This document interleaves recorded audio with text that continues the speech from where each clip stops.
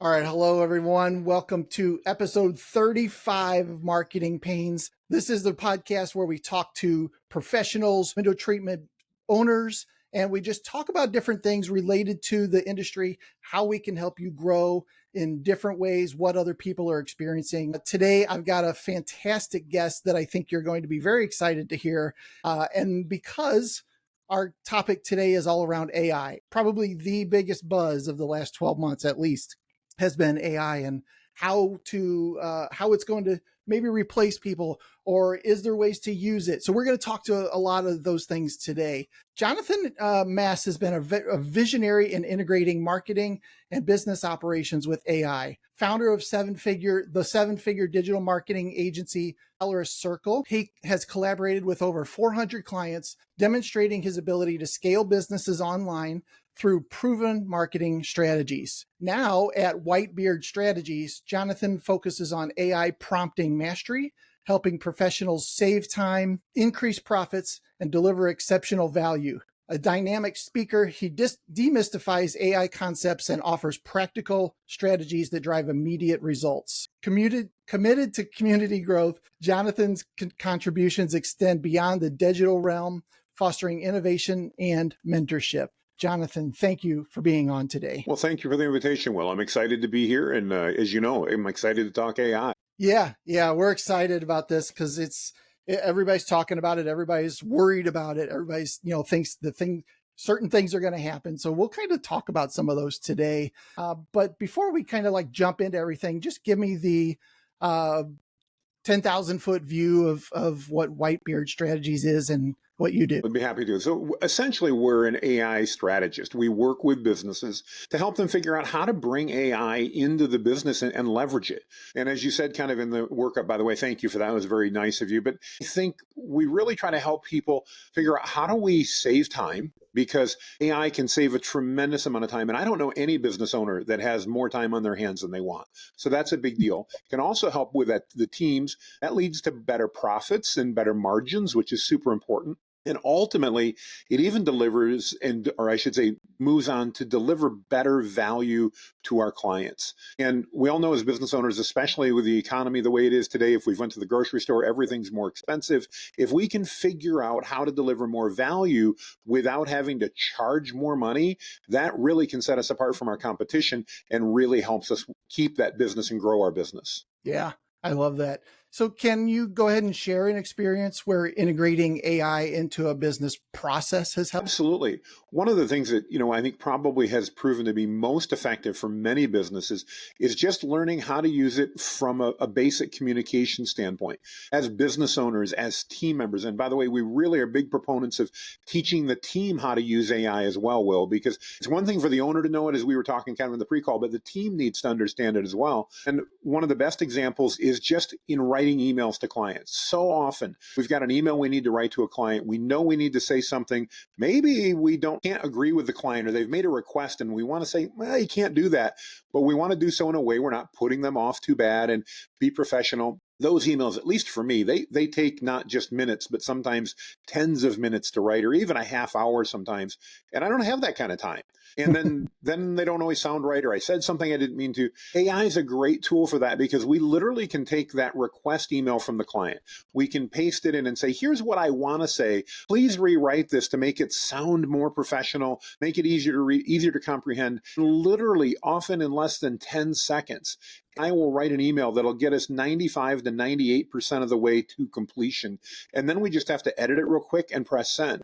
It's now off our mind as a business owner, so we're not thinking about it. We've dealt with it, and it always can do so in a way that, again, especially when you proof it, is very professional and makes the right points, because it's got the perfect words for everything we want to say. So that's one of many. Another big one, and I'm sure your audience runs into this, standard operating procedures. We know how important it is to give our team standard operating procedures and checklists, so that when we're the client, everything gets done the same way, the same for every client, and we have that consistency. But It's hard to keep those up to date. Even if we wrote one a year ago, things have changed. Maybe we don't have a checklist with it.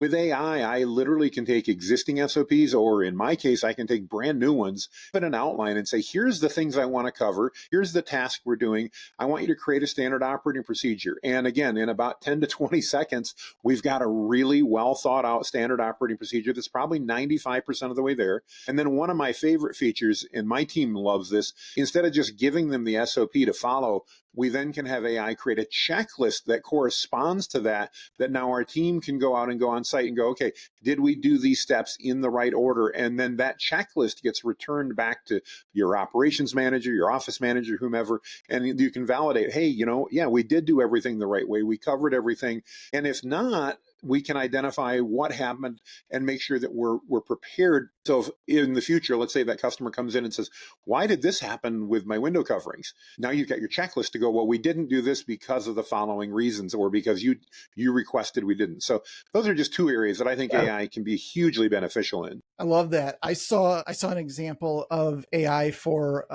somebody had received a 1-star review, and what they did is their installer had backed up the van into a car, and so they got a 1-star review. So they went to AI and said, here's the situation, help me write a really nice reply to this review. And it was better than anything I could have come up with, for sure, right? Exactly. And it's not emotional. We know when we're emotional, that's not the time for us to be writing them. Let's say maybe a customer gives us a negative review, like you mentioned, may or may not be deserved, but how can we respond to that? And maybe more importantly, how do we reach out to the client to address that? We recently had a scenario with one of our clients, very similar, where the crew went on site. When they went in, they didn't clean their shoes off well, and they tracked all over the carpet. And the homeowner, understandably, was ticked off.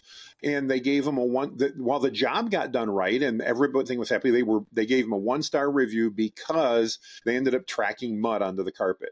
Good news is they found out about it, and we actually used AI to write the email back to the client, and then it followed up with a phone call. And the nice thing there is that the owner's like, I'm not sure what to say. We used AI to help give them some bullet points. Here are the things. Essentially, they reached out. They said, wow, we're so sorry. That's not what's supposed to happen.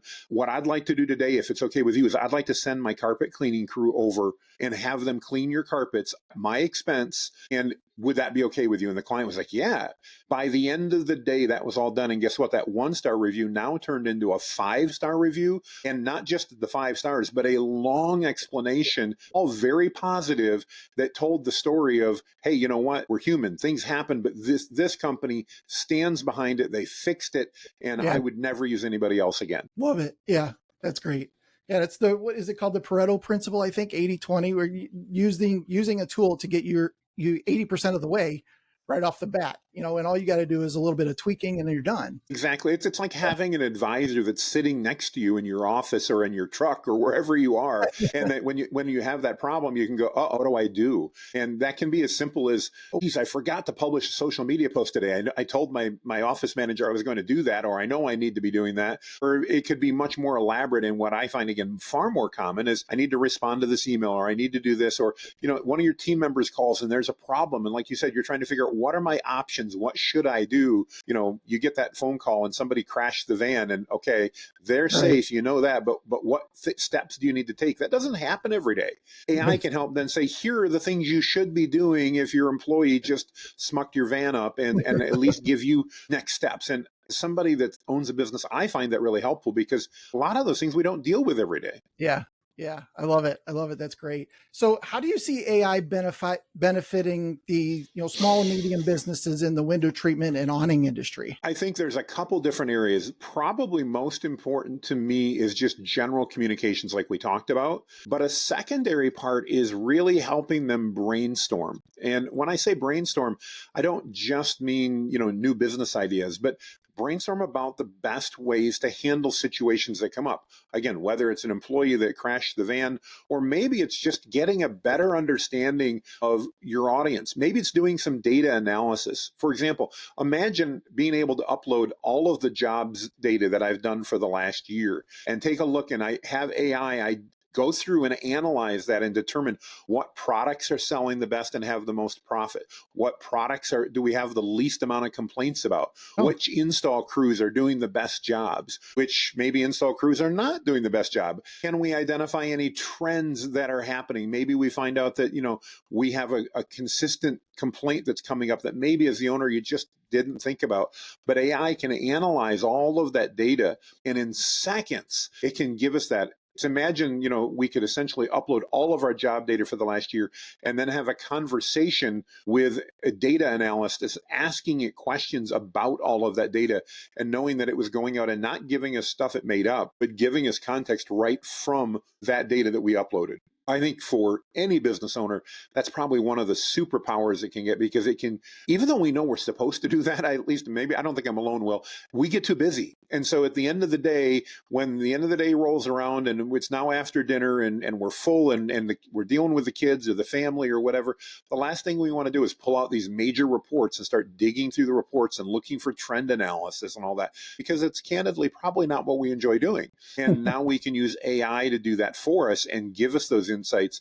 And then when it identifies them, we can even take it a step further and we can say, okay, now I want you to act as my business consultant and I want you to give me advice on what things should I be considering in order to rectify that, or what steps could I take in order to minimize this from happening in the future, or how can we better capitalize if we know that this particular type of blind or awning that we're installing is always getting 5-star reviews and the clients are loving it. What are there commonalities amongst those clients that we can identify and go, oh, hey, this type of customer tends to spend and upgrade and buy that product and buy those. How do we better reach them? What are their pain points? How can we make sure that in all of our communication, whether that's your email newsletter, whether it's your social media, whether that's your phone calls, that everything they get is focused on addressing those particular pain points that cause them to spend more money. Oh, that's awesome. So one thing people maybe don't realize is, and maybe if you've not been exposed a ton to ChatGPT or some of these other services, it's not you just put something in and get something out. You can actually then ask follow-up questions, clarifications, ask, can you please rewrite this in a different way? It's a conversation. Absolutely. And I think that's probably one of the things so many people miss, Will, is it is absolutely a conversation. Most people think, okay, this is my magic box. I'm going to hold my phone up here and I'm going to ask it my question. And I didn't like that response. It'd be like hiring a new employee, having them sit down in your office and walking up and asking them one question and then turning around and walking to leave. And when they go, hey, Will, can I ask you? No, you can't ask me any questions. No, never mind. Figure it out. We were not going to get good results out of that. And then deciding, well, I'm going to fire them because, I gave them a task to do today and I didn't like what they did because we never gave them any information. So yes, we need to have that conversation with AI. We need to ask follow-up questions. Just like an employee, they may sometimes give us something that's not exactly what we wanted. This morning, I ran into that. I asked it to help me out with some things I was doing as far as checklists, and it didn't give me what I wanted. And I said, that's not what I was thinking. What I meant was this. And it's like, oh, okay, now I understand. It had misunderstood, just like you and I can misunderstand if we're collaborating on a project. So that follow-up is super important, having that conversation and not expecting to be a magic box that if I give it 3 words is going to understand everything I've been thinking about since I left the house this morning and all of that context. I need to give that to the AI model as well, just like I would a fellow team member if I was working with them. And all these platforms, or at least most of these platforms, remember things that you said. So if you come back a week later, ask it something, it's going to take into consideration past conversations, right? Each model handles that a little bit differently, but yes, ultimately you can maintain. The best way I think to explain it is it's like a text conversation. If you and I are texting each other about having lunch next week, Wednesday, and I text you today and you're busy and so you don't get back to me till tomorrow, when you respond to me tomorrow, it's still going to be in that text thread. And as soon as I see it, I'm going to go, oh yeah, Will and I are talking about lunch next week, Wednesday. I'm going to remember that. And all of the models have that capability. So if we stay within a particular conversation, they're going to remember that. Some of the models have the ability to actually give it information that it's going to remember across all of our conversations if we want it to. And you can turn that on and off, so that every time I do it, I want you to know, for example, this is my personality type, and here's the way I like to respond to things. And it will remember that across all of them. And both Claude and ChatGPT, 2 of the major proponents, they both give you that capability. Yeah, I'm the owner of a window treatment company. So every time I ask you, that's that's what I'm asking because of that. Even things like your phone number, your web address, the email address you want to use, and things like that. So if you're writing an email, it knows how to do your signature. All of that information can be put into place so that, next time you ask it to write that email, it's going to finish it with, well, Hanke, and all of your information, the right phone number, the right email address. And that makes it easy because you can just copy and paste.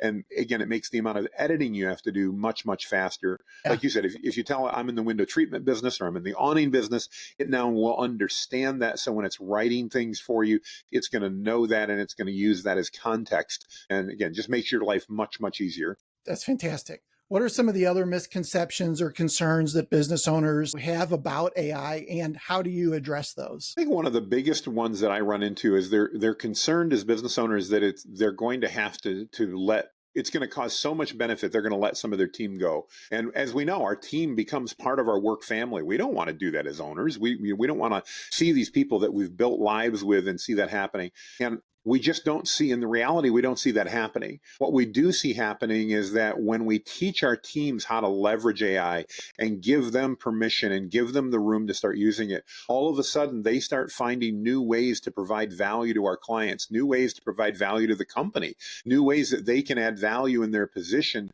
And then we're like, wow, not only were we saving time, but now we're getting more value. And as a result of that, our profits are better because sometimes it just allows us to be more efficient. So imagine instead of your team being able to do, and I'll pick a number, 4 installs a day, imagine with AI and optimizations that you could move that to an average of 4.5. That extra half is pure profit that comes into you at that point in time because you're not paying extra labor to do that extra job. You're just finding efficiencies that allow you 3 days a week to get an extra job done. That's pretty awesome. I like that. That's good. We talked a little bit about reviews, mostly negative reviews, but there's other ways that AI can help with responding to reviews, even positive reviews, right? And we should, as a digital marketing company, we very much encourage our clients to respond to every review, but there's only so many ways to say thank you, right? Yes, absolutely.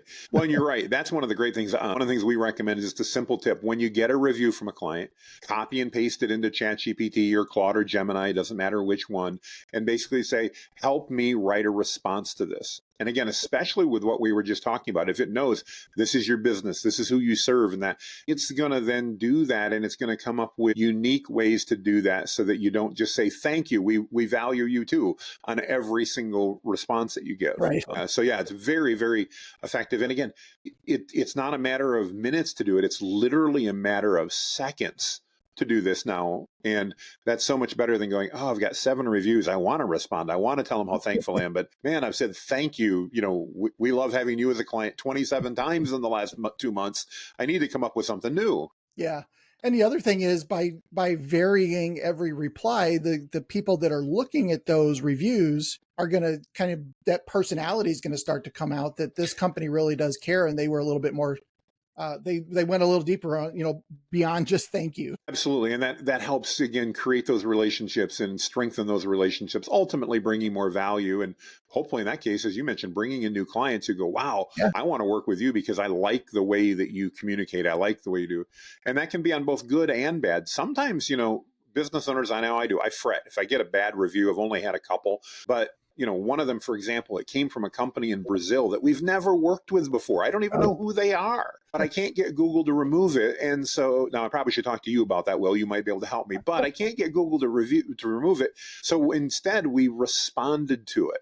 And now I've had clients that have reached out and go, man, I can't believe that company in Brazil that you've never worked with gave you a 1-star review. Why? Because they read our response. That wasn't calling them names, wasn't being mean, basically just very nicely said, wow, we're so sorry you had a bad experience. Unfortunately, we don't show we've ever worked with you or any company in Brazil before. But, if there's a mistake, let us know. And it was simple and effective. And now when people read that, again, that helped instill credibility in our company because of how we handled the negative situation, and that we didn't blow it up and didn't act like we were all better than them or anything else. It was handled professionally. And that also can bring new clients in because they see that and they go, oh, that's reasonable. Yeah.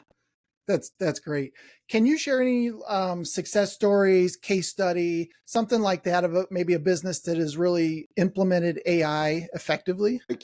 There's a lot of different things I can share. I think probably one of the most impactful to me is one of our clients that they're utilizing it to make sure that they're communicating best with their clients. Not everybody on their staff, this happens, I won't say the industry they're in, but this happens to be an industry where the people that on the phone are really smart, think technicians and engineers, but they don't necessarily have a customer service bone in their body.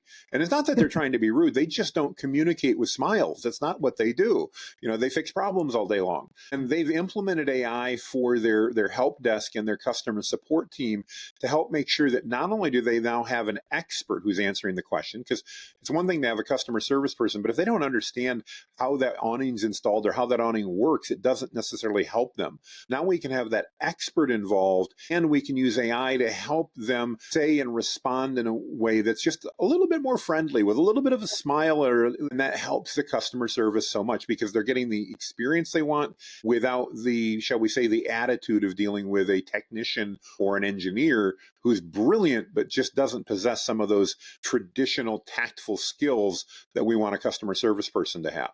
Oh, that's fantastic. I love that example. Yeah, and so that's been, real world. We literally, in this case, we've empowered their customer service team. They're good at that. But we've given the tools to the technicians to be able to use to put their responses in, because it's almost always via email. They don't get on the phone in this case.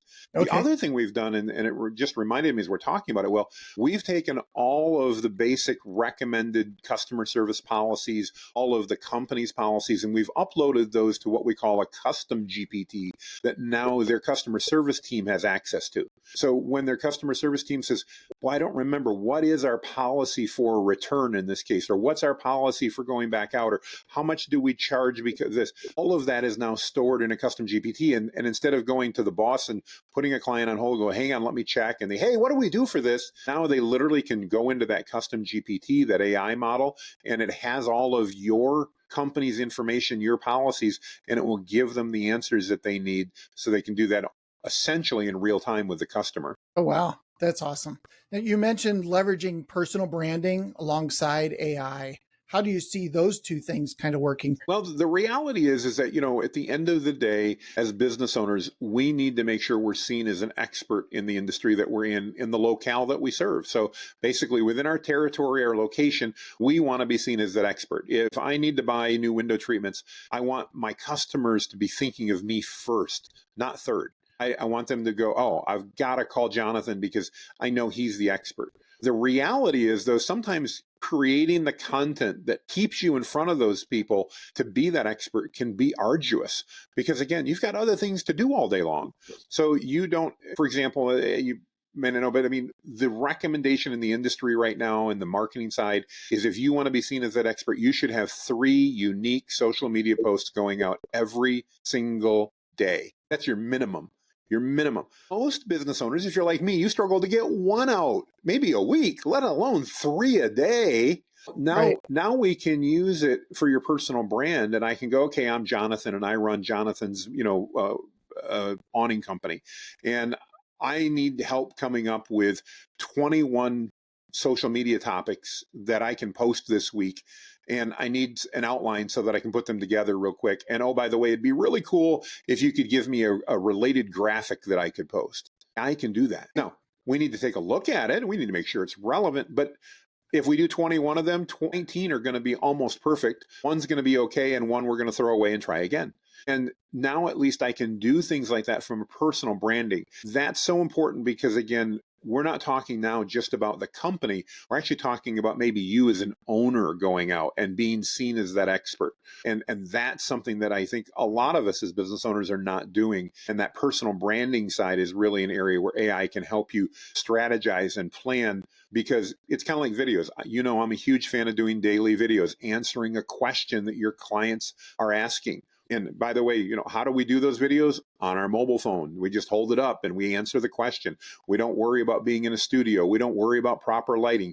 We literally, from our van or our truck, are going to hold our phone up and answer that question. Most business owners I know can do that, but the problem is they don't know what question to answer. But if I start off at the beginning of the month and I go, I need 30 questions this month that I'm going to answer that relate to my industry, I can give you those 30 questions. And now when you get to a job site 15 minutes early, you pull your phone out and you go, I'm going to record 2 or 3 short videos. And now for the next couple of days, I've got the videos that I need.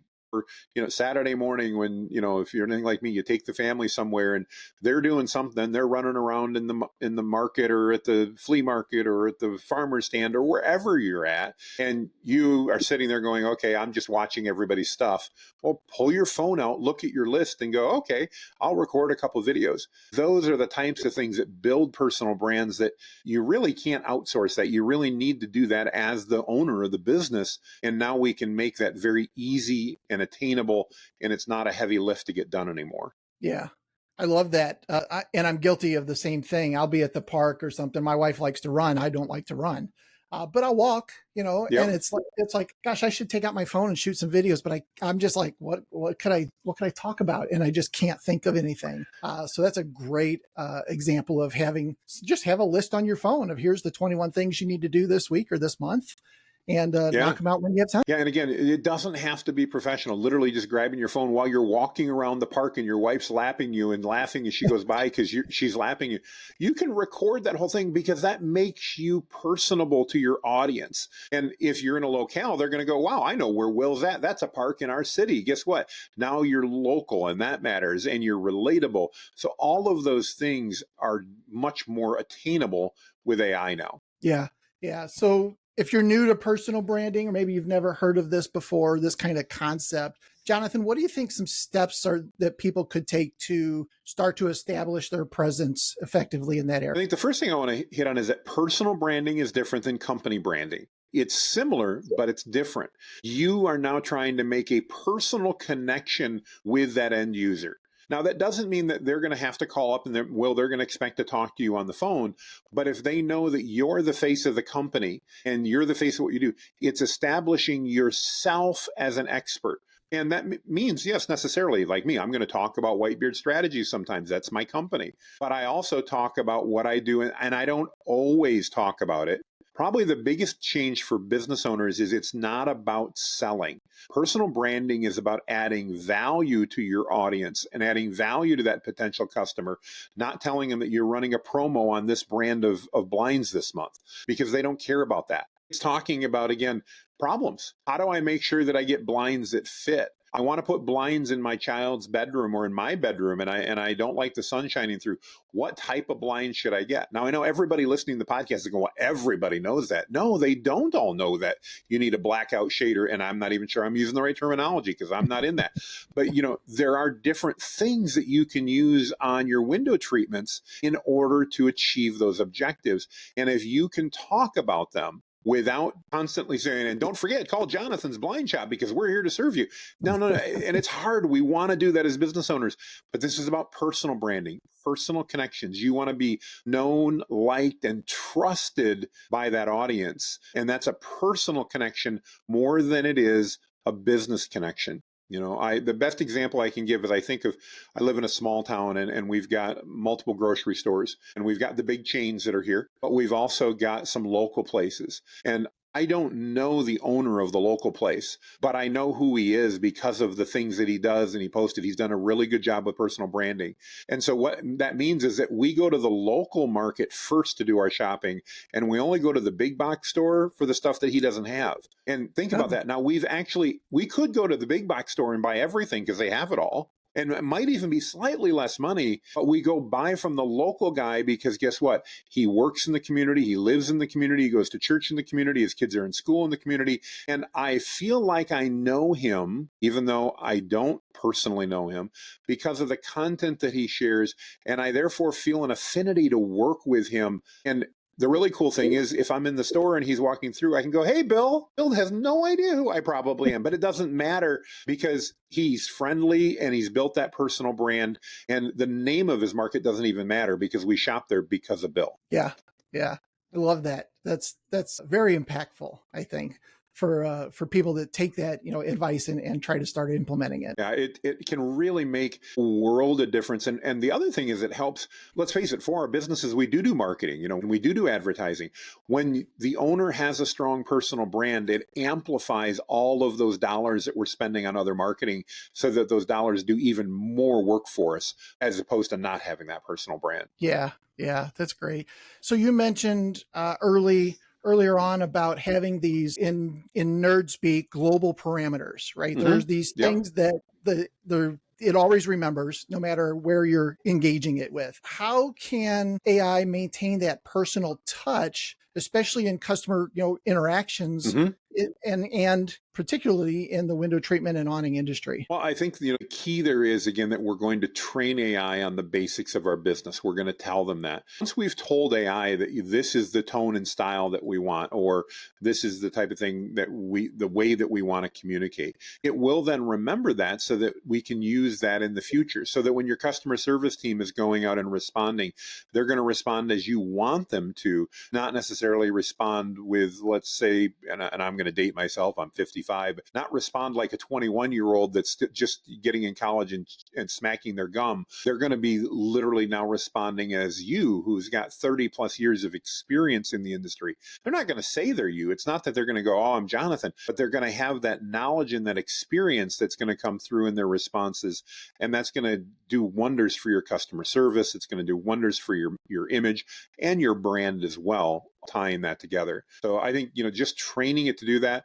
And even in models like Gemini that don't have memory outside of that, it's a matter of what we call creating a little snippet.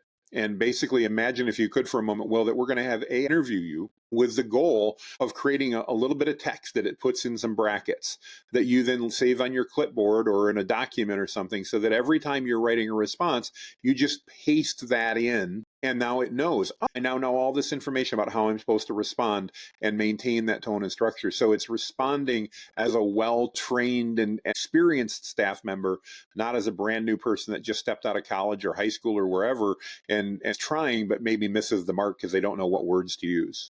That's fantastic. So something that just came to my mind was recording those first customer interactions when somebody's calling to maybe set up an appointment, something like that, and then putting those transcripts into AI and teaching it, here are the way these conversations always go. What questions should we, it could probably take all those different conversations and build us a list of questions that we should always ask a new customer. Yeah, and that's actually a really good point. Like we talked about other data analysis, we can upload customer calls, recordings, we can upload videos, we can upload things that we've written, we can upload letters, policy manuals, you name it, marketing pieces we've done. And AI can learn from all of that. Just before our call today, I actually was working on my website, which is something that I'm terrible at because they kind of do stuff for other people. But I realized I needed to update it, and I wasn't sure the best way to do it. So I literally grabbed a screenshot and I uploaded it, and I said, I want to change this to reflect this updated service that we're doing. What should I do? And the AI literally read all the content, the pictures, everything that was in that screenshot, and came back with recommendations for me of things that I could do. So again, it's so important to remember there's all kinds of content that can be uploaded. I love the idea of taking like some customer service interactions and calls, uploading the MP3 file or the transcript of that call, and learning from that and using that to train. Very, very effective. Yeah. So I want to talk about one last thing. And it's something I'm a little addicted to right now, and that's Midjourney. So up to this point, you and I have kind of been talking about, you have to put some sort of a text or a MP3 or something into the system, get something back out, right? In our world, some of the big dealers like Hunter Douglas and Graber, they give us just mounds and mounds of gorgeous pictures to use on websites, because everybody has the same pictures on their website. Right? So personally become kind of addicted to Midjourney and the idea of giving a picture and say, hey, do this differently. The other thing I'll just toss in here, and you probably cover this, is what comes back is 100% original. Right. Well, yes and no. 100%. I don't it's going to use what you gave it as influence. So yes, you're right. It's absolutely unique, absolutely, but it will use that as influence. So if you've got some of those beautiful pictures from one of the distributors and you go, or manufacturers, and you upload that, you can now create something that's entirely unique to you that still looks very similar. And now, like you said, the real benefit is there's never going to be another dealer that's using that same image. Yes. It's just, you're going to have that. I've run into that by using stock photography, which is really what you're talking about when you get it from a manufacturer, and in my case, I've done it before with my marketing experience where I've used it maybe in a campaign.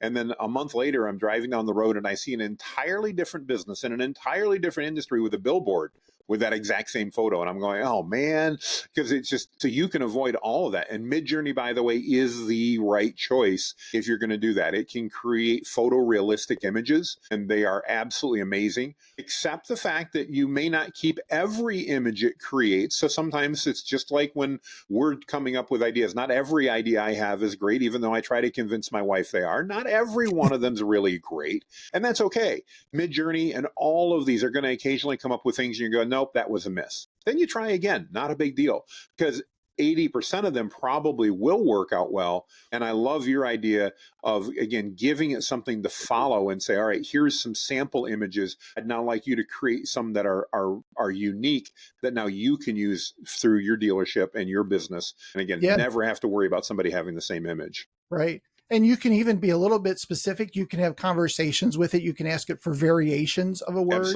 or of a picture. You can say, now do this living room, but with green couches. Right. Yes. You can do some really cool stuff with it. Yeah. Yeah. I mean, you could change the environment. Maybe you've got a picture of an inside of a house looking out. I'm thinking of one I saw for Pella Windows not too long ago, and it was an inside of the house looking out. Maybe you want to change what's outside so that it's a different type of back lawn. AI can help you do that. There's so much that you can utilize it for.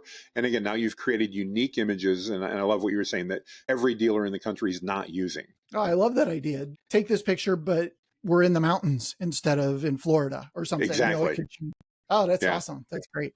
I love it. So thank you, Jonathan, for all the expertise that you've shared. I love the AI stuff. I think there's some great advantages that we can use in our industry. Can you tell me a little bit about the prompting course that you have and how our listeners could benefit from that? And I think you have an offer as well. I certainly can. So I believe at the end of the day, the best way to use AI is to learn prompting.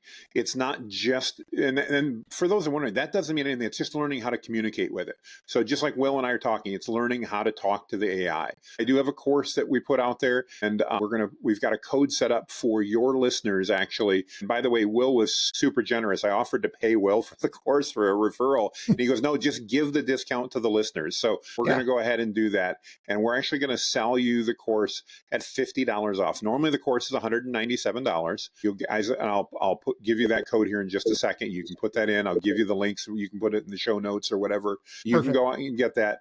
The neat thing about the course is I have talked for almost a year about how you shouldn't buy AI courses because they're outdated the moment you buy it.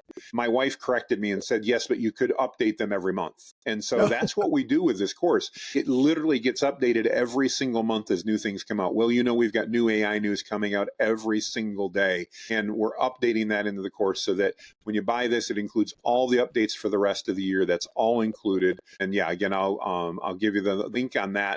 Is really easy. It's just save 50 and then Will, your name, WILL. Save 50 Will. That way we know it's there. And again, we'll give you a link if you need to find that. You can also go to my website at jonathanmast.com. We talked about personal branding, mast.com/linktree.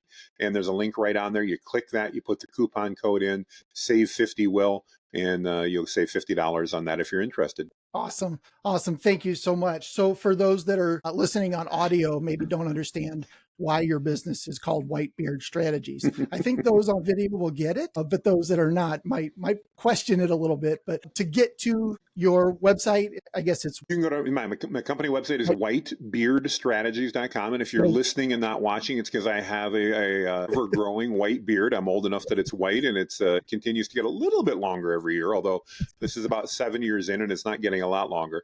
But yeah, the Whitebeard Strategies, or if it's easier to remember my name, Jonathan Mast, Mast. You can go either place. And then if you just put Linktree at the end, it gives you all the ways to contact me, to reach out, to get the course, join some free resources we've got, and all that type of stuff. Fantastic. I love that. So, Jonathan, thank you so much for your time today. This has been eye-opening even to me. I'm kind of in that world a little bit, but there's some really cool stuff I didn't even think about as well. So thank you for your time today. Thank you for having me on, Will. I really appreciate the opportunity and love being able to share with everybody. So thank you very much. Awesome. For those of you that are listening, thank you for listening through. And please, if you have not subscribed, go ahead and subscribe to the podcast.